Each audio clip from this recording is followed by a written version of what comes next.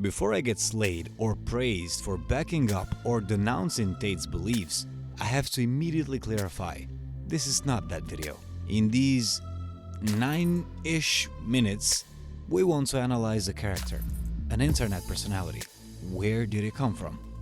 How did it get more Google searches than Trump or COVID-19 in 2022? And is there any way anyone can benefit from his example? Welcome back to Black Note. I am no marketing specialist, but I've been in the entertainment business long enough to know a thing or two about it. Although movie, music, TV, or sports celebrities are still a thing, internet ones only came to attention these last 2 decades.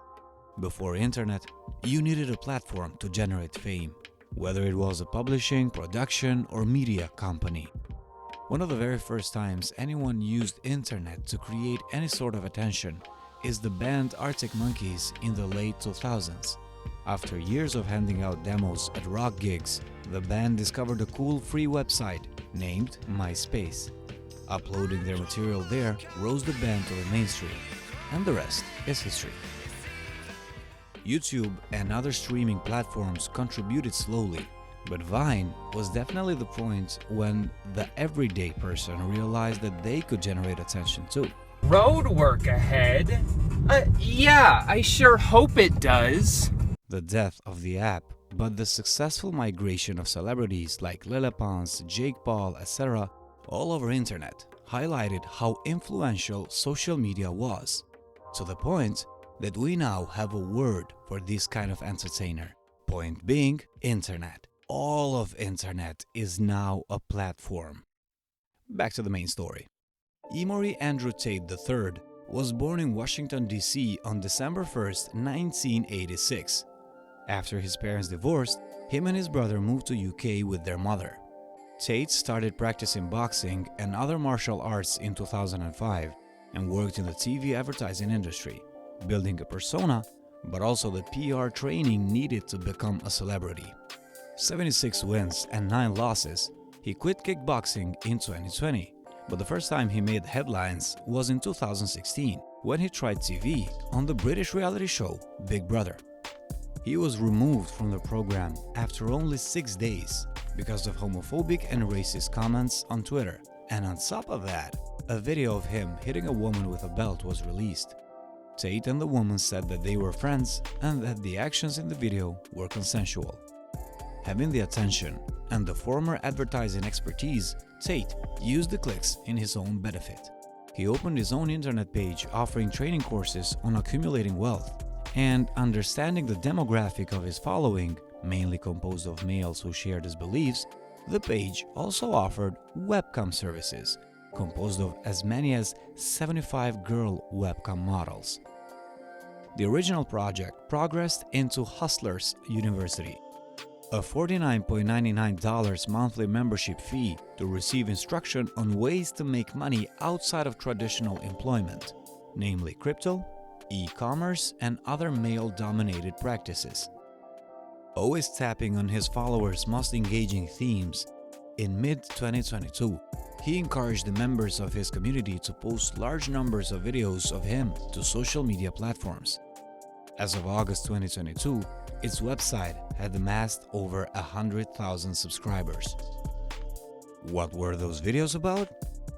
Well, mostly his own controversial takes on this decade's zeitgeist: political polarization, gender neutrality, manipulation of the masses, cancel culture, and some of them quite shocking. Does he really believe those claims? Maybe yes, maybe not. He rose to fame through scandal, controversy. That is what his audience is most interested in watching. The image of an articulated single self-made millionaire, kickbox champion, who speaks firm rhetoric without fearing the current political correctness standards, apparently has an enormous appealing. His popularity skyrocketed. Between July 10th and 23rd, he generated more Google searches than former President Donald Trump, Kim Kardashian, Kylie Jenner, and COVID-19, according to Google Trends. And according to The Guardian, Tate is popular among British teenage boys who mimic his phrases and philosophy, and reported that virtually every parent in Britain had heard of him. Points: know your followers, build up the crowd. Now, of course he was going to get banned. His previous experiences already prepared him for that. His Twitter account was suspended several times. Meta banned him from Facebook and Instagram, and the same with Google. It doesn't matter. Just like porn, the more you try to delete something, the more the internet is gonna upload that. You cannot stop the free will of social media. In TikTok, videos featuring Tate's name as a hashtag have been viewed over 13 billion times. Bits of his videos are constantly being edited and shared to the very platforms who banned his official profiles. Billions and billions of watch hours are still out there. Not only he ditched the platforms, but he made them work for him. Point: there's many ways how you can use a platform. But here's the catch. Fame dies. The self-proclaimed top G is not a main top ick anymore. The reasons to that can be multiple.